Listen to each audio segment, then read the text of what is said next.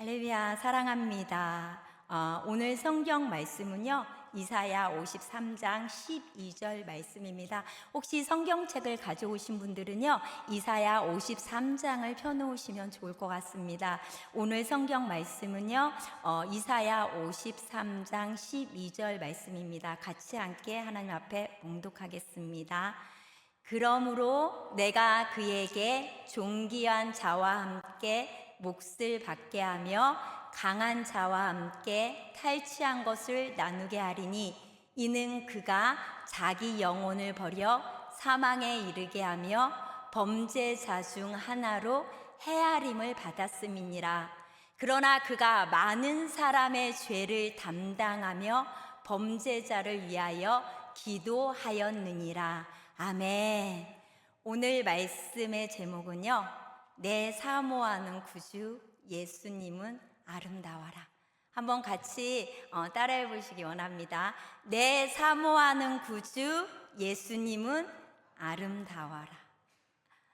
몇 주 전에 어떤 청년이 저에게 와서 이렇게 물어보더라고요. 전도사님, 소망이 무엇이에요? 그래서 제가 기도했어요. 근데 사도 바울은 에베소서 2장에 이렇게 말하더라고요.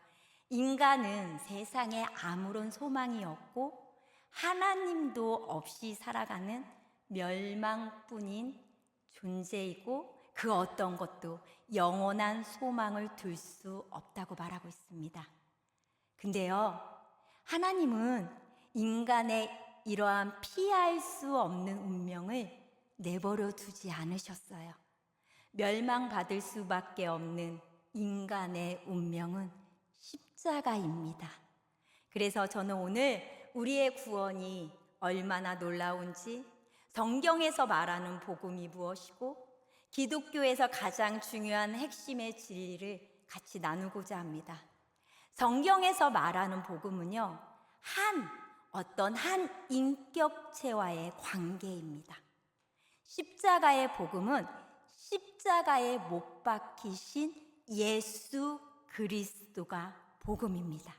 그래서 사도 바울은요, 고린도전서 2장 2절에 이렇게 고백해요. 내가 너희 중에 예수와 그가 십자가에 못 박힌 것 외에는 아무것도 알지 아니하기로 작정하였습니다.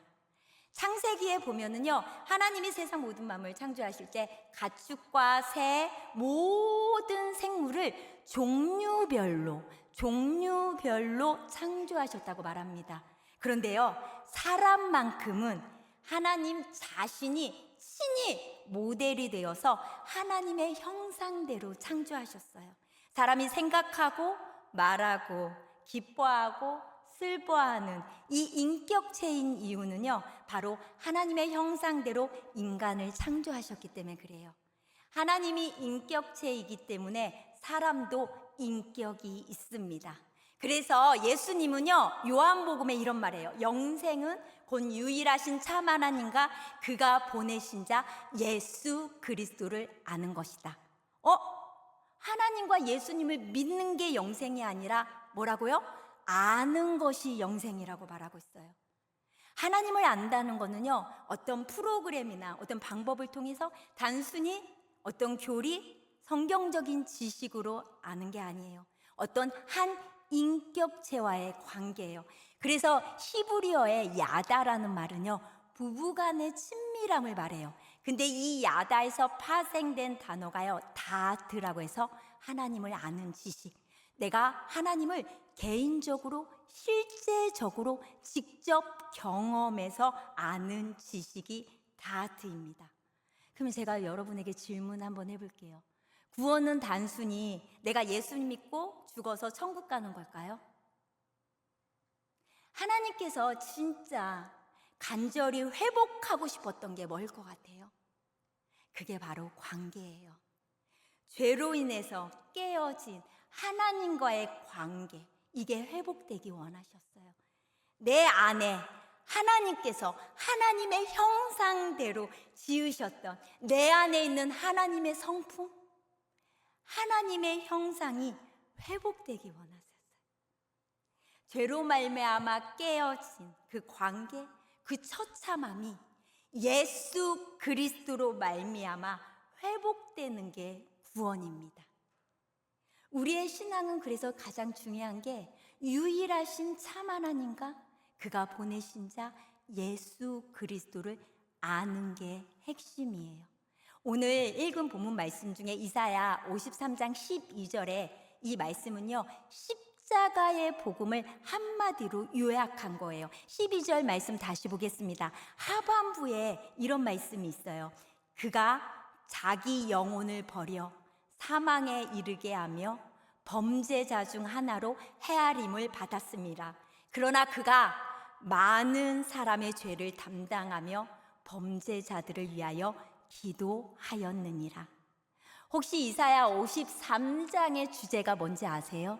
이사야 53장의 주제는요, 예언인데 어떤 예언의 주제냐? 고난입니다. 오늘 말씀을 같이 볼게요. 이사야 53장 3절에서 8절 말씀 같이 화면에 띄면 같이 보겠습니다. 전체를 다 띄워줄 수 없나요 혹시?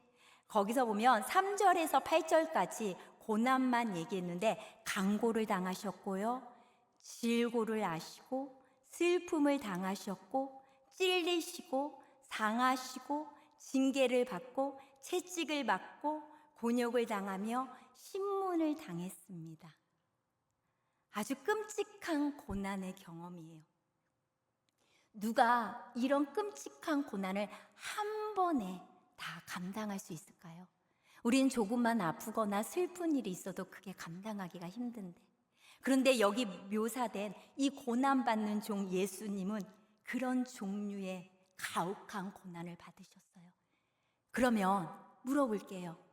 그 고난받는 종 예수님은 이런 가혹한 고난을 받기에 합당하셨을까요?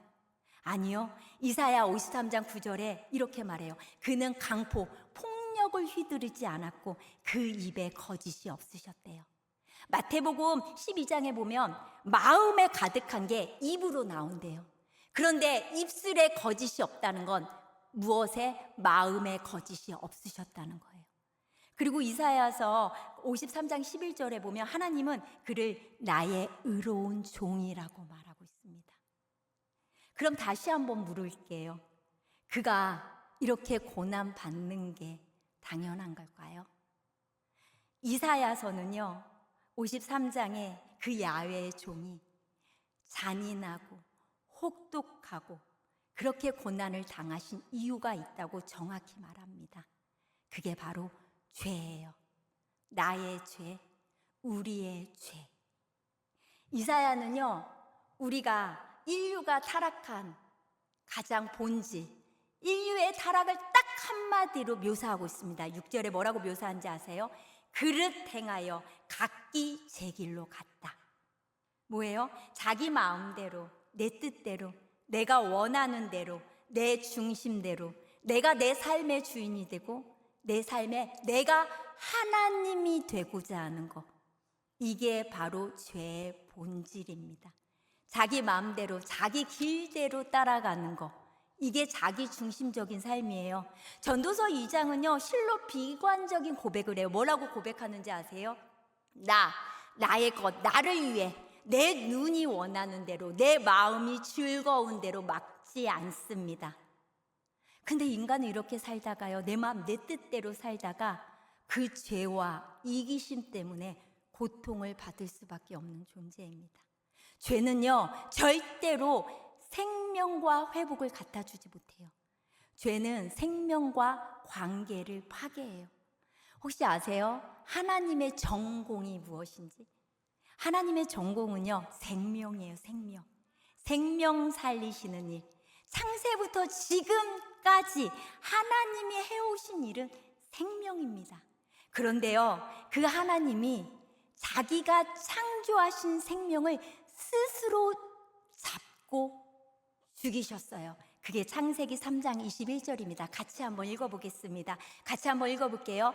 야훼 하나님이 아담과 그의 아내를 위하여 가죽옷을 지어 입히시니라. 아담이 죄를 저질렀어요. 수치와 두려움을 느껴서 무화과 나무로 입으려고 스스로 해결책을 찾았습니다. 치마를 엮어 만들었어요. 근데 하나님과의 관계도 깨어지고 하나님이 두려워서 피했어요. 그런 아담에게 하나님이 찾아오셨어요. 그래서 그 아담에게 가죽 옷을 입히셨어요. 가죽 옷을 입히셨다는 건 무엇이 죽었다는 거예요? 동물, 생명이 죽었다는 거예요. 최초로 생명이 죽은 현장이에요. 하나님이 본인이 만든 그 창조, 그 생명을 본인의 스스로 가죽 옷을 입히기 위해, 그리고 장차 오실 어린 양 대신 예수 그리스도의 그 희생을 계획하고 계셨습니다. 죄는 파괴력이 있어요. 한 번의 죄로 하나님과의 관계가 끊어집니다. 한 번의 죄로 우리 안에 있었던 하나님의 형상이 파괴돼요. 한 번의 죄로 사랑과의 관계가 파괴됐어요. 깨어졌어요. 왜요? 아담은 하와에게 뭐라고 고백해요? 너는 내 안에 있어. 내 뼈 중에 뼈요, 내 살 중에 살이다. 이렇게 고백했던 아담이 그 죄로 인해서 그 친밀했던 부부의 관계가 깨어져요. 죄는 이렇게 깊은 상처와 아픔만을 가져다 줍니다. 그리고 제일 중요한 건 죄를 지을 때요, 하나님의 이름이 더럽혀지고 그의 악함이 고스란히 나와 내 옆에 있는 사람에게 미쳐요. 그 정도로 죄는 끔찍한 파괴력을 가지고 있습니다. 이 파괴력을 가진 죄를 해결할 수 있는 유일한 길은 오직 예수 그리스도밖에 없습니다. 그 예수님이 우리의 질고를 지고 우리의 슬픔을 당하시고 우리의 허물 때문에 상처를 입고 우리의 죄악 때문에 심한 매를 맞으셨어요. 이사야는요, 몇백 년 전에 예수님께서 예루살렘에서 그런 고난을 받기 몇백 년 전에 예언하면서 이렇게 예언해요. 그의 얼굴이 얼마나 심한 고통과 고난을 당했는지, 그의 얼굴이 심해서 너무너무 심하게 상해서 알아보기가 어려울 정도라고. 하나님의 사랑, 하나님의 아들 예수 그리스도가 잔인하고 수치스러운 치욕적인 그 고난을 당할 것을 미리 아셨어요. 누가 아셨어요? 하나님이 아셨습니다. 하나님이 그러면서 우리에게 뭐라고 말씀하시는 것 같아요?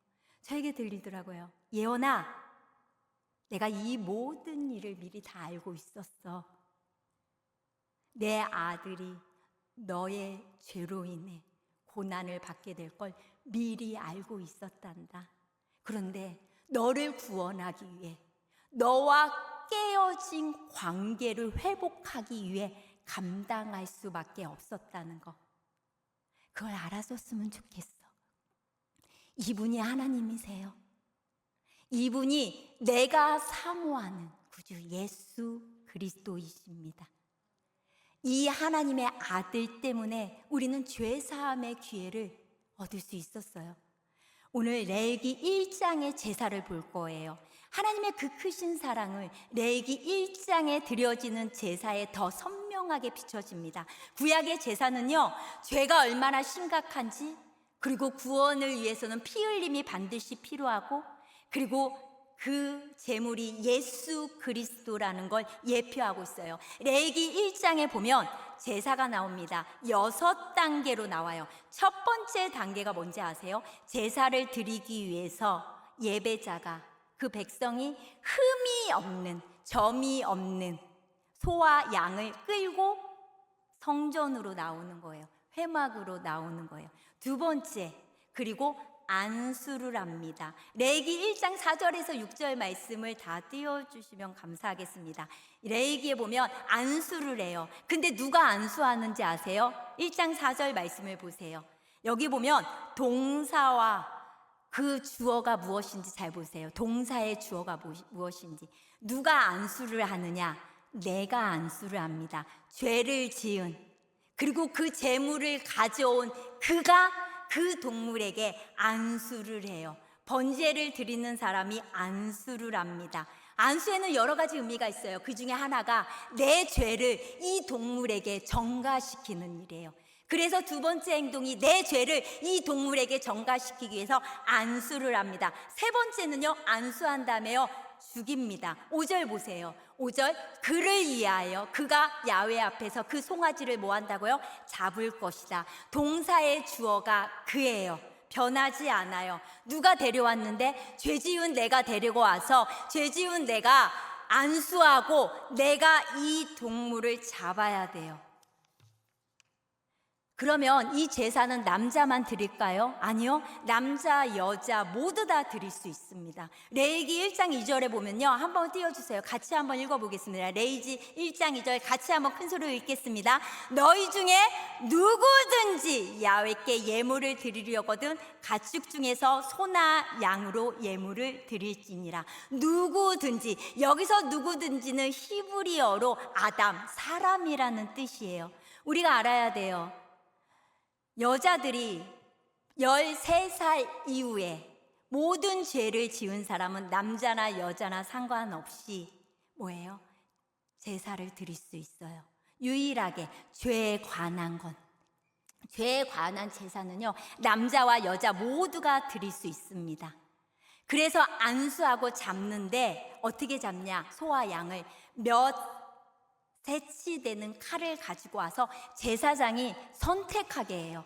선택을 하래요. 이 제물을 죽일 때 세 군데가 있대요. 미간, 눈과 눈 사이를 찌른다거나 동맥, 목을 찌르거나 아니면 심장을 찌르는 거예요.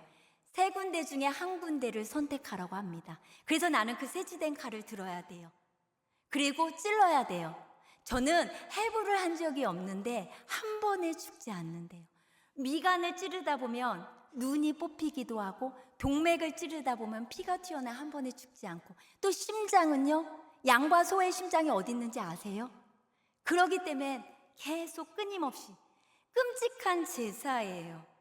그리고 네 번째 6절도 볼게요. 6절 한번 띄워주세요.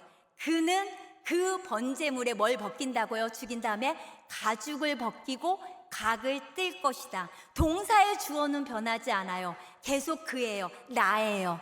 죄 지은 내가 흠없는 양과 소를 가져와서 내가 안수하고 내가 죽이고 내가 가죽을 벗기고 어떻게 해요? 내가 마디마디, 각을 뜬다는 건 히브리어로 마디마디마다 각을 뜬대요. 근데 칼로는 각을 뜰 수 없대요. 그래서 무엇을 사용했느냐? 도끼를 사용했습니다. 그리고 마지막으로 그 모든 조각을 번제단에 올려 하나님 앞에 올려드립니다.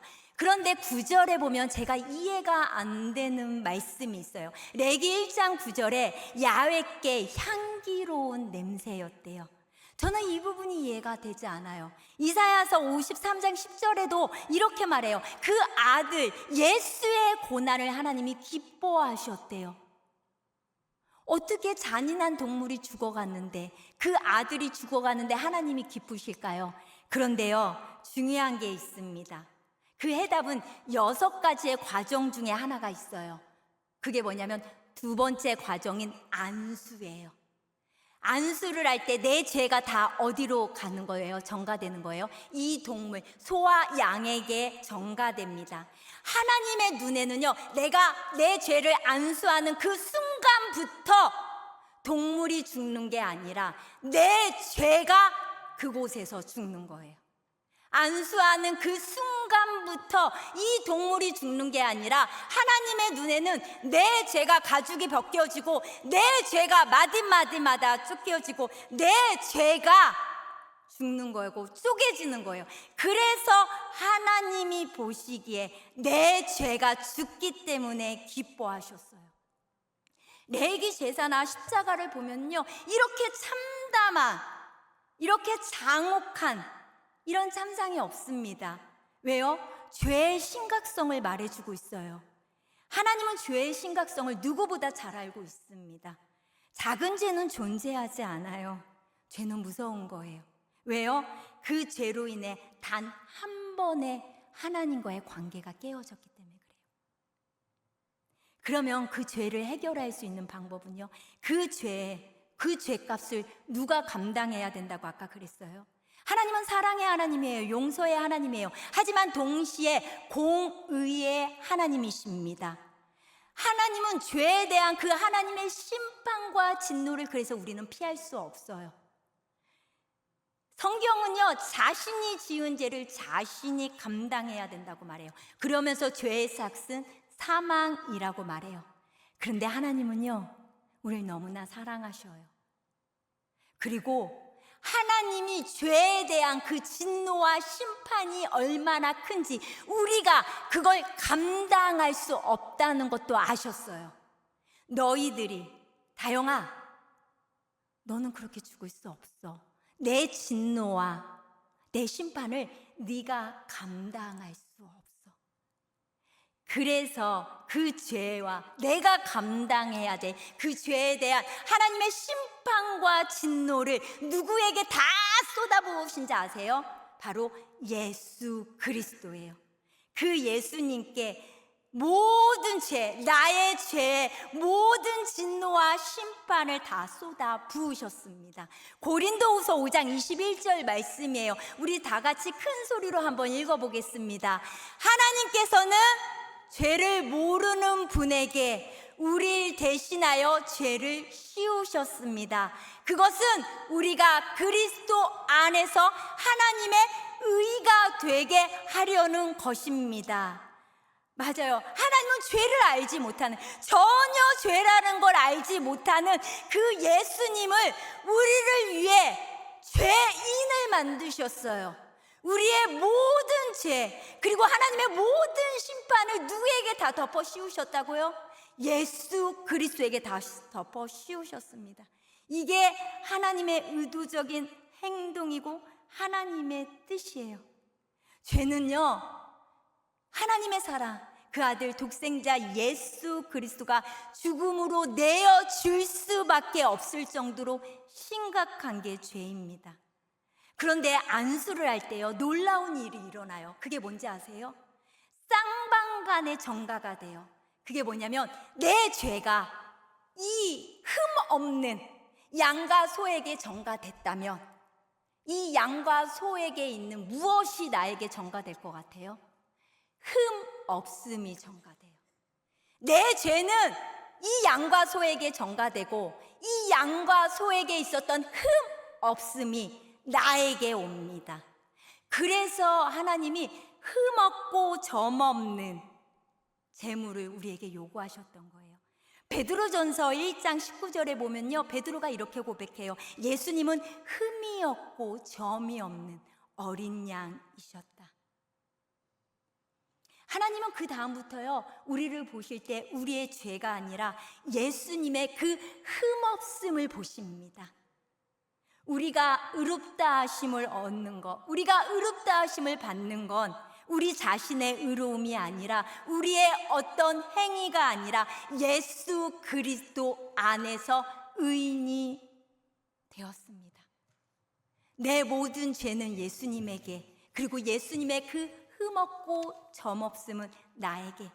그래서 자리가 바뀐 거예요. 예수님이 서 있어야 될 그 흠없는 자리에 내가 서 있고, 모든 모욕과 수치와 죽음, 진노의 자리에 예수님이 나를 데려다가 그 자리에서 벗어나서 그 자리에 예수님이 쓰셨어요.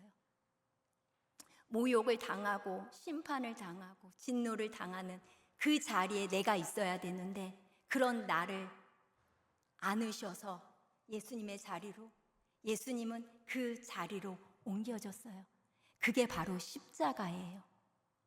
나의 수치, 나의 공허함, 나의 모욕, 나의 절망, 그 모든 걸 바뀐 게 바로 예수 그리스도의 십자가입니다. 그래서 죄인에서 의인으로, 절망에서 소망으로, 거절당하는 자가 용납하는 자로, 나를 예수님이 서 계셨던 그 자리로 옮기셨어요. 하나도 피하지 않고요, 놓치지 않고 예수님은요, 그 십자가에서 하나님의 모든 진노와 심판을 다 받으셨습니다.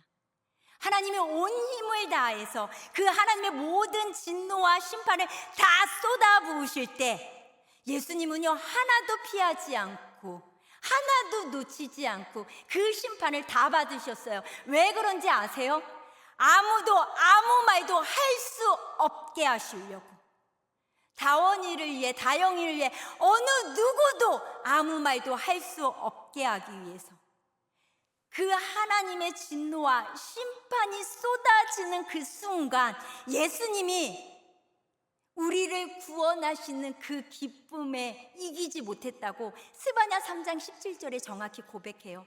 뭐라고 고백하는지 아세요? 그는 구원을 베푸실 전능자이시다. 그가 너로 말미암아 기쁨을 이기지 못하나니 너를 잠잠히 사랑하시고 너로 말미암아 즐거이 부르며 기뻐하시리로다. 이 모든 게요, 나의 죄가 예수님에게 전가되면서 시작됐어요. 우리를 구원하시는 그 예수님의 그 기쁨이 하나님의 진노와 그 심판의 고통을 이기신 거예요. 나를 너무 사랑하셔서 나를 구원하고 싶은 그 사랑이, 깨어진 그 관계가 다시 회복하고 싶은 그 간절함이 하나님의 그 진노와 심판의 고통을 이겼습니다. 그래서 우리는 예수 그리스도를 말미암아 지금은 이제 하나님 앞에 나아갈 수 있어요. 그리고 예수님은요, 끝나지 않았어요. 지금도 이 순간, 이 시간에 하나님의 보좌 우편에서 우리를 위하여 기도하고 계십니다. 오늘 본문의 12절에 이렇게 말하잖아요. 그가 많은 사람의 죄를 담당하며 범죄자들을 위하여 기도하였느니라. 여기서 기도했다는 히브리 말은 야프기야라고 해서 중재하다는 얘기예요. 우리말에는 완료형으로 되어 있지만 원어에는요, 미완료형이에요. 다시 말하면 지금도 하나님의 우편에 앉으셔서 우리를 위해서 중보하고 계십니다. 로마서 8장 34절에 이렇게 고백해요. 누가 정죄하리요? 죽으실 뿐 아니라 다시 살아나신 이는 예수 그리스도니 그는 하나님의 우편에 앉으셔서 우리를 위하여 간구하시느니라. 그 예수님은요, 갈라디아서 2장 20절에 나를 사랑하사 나를 위하여 자기 자신을 버리신 분입니다. 그래서 우리는 어떤 어려움과 고난과 문제가 있어도요, 하나님 앞에 나올 때, 주님 앞에 나올 때 주님은 그 모든 아픔을 아셔요. 모든 상황을 아시고 모든 순간순간 내 모든 형편을 공감할 수 있는 분이세요. 우리를 구원하시고 우리를 일으키시고 우리를 새롭게 하실 능력이 그 예수 그리스도에게 있습니다. 찬송가 88장에 보면 내 마음이 아플 적에 큰 위로 되시며 나 외로울 때 좋은 친구라. 맞아요. 온 세상이 날 버려도 그 주 예수 그리스도는 나를 버리지 않아요. 그 예수 그리스도의 십자가의 결과가 뭐예요? 그가 징계를 받음으로 내가 평화를 누리고 그가 채찍에 맞음으로 우리가 나음을 받았습니다. 나를 사랑하사 나를 위하여 찔리시고 맞으시고 죽으시고 버림받으셨어요. 왜요? 상처받은 자들을 위해, 억압받는 자, 가난한 자, 소외된 자, 버림받은 자들을 자유하게 하기 위해서 친히 하나님이 오셨어요. 그리고요, 지금도 이 시간에, 이 순간에도 그 주님은 우리를 위하여 중보하고 계세요. 하나님의 보좌 우편에서 밤낮 쉬지 않고 간구하고 계십니다. 그럼 제가 여러분들에게 물어볼게요. 구약에는 내 모든 죄가 동물에게, 소와 양에게 전가되기 위해서 안수를 했다면 신약에서는 예수님에게 전가시키는 방법이 뭘까요? 그게 뭘 것 같아요? 믿음입니다. 믿음. 우리가 구원받는 길은 딱 한마디로 줄이면 믿음이에요. 한번 같이 읽어보기 원합니다. 그 믿음에 관한 말씀을 하나씩 한번 읽어보겠습니다. 띄워주시면 좋을 것 같아요.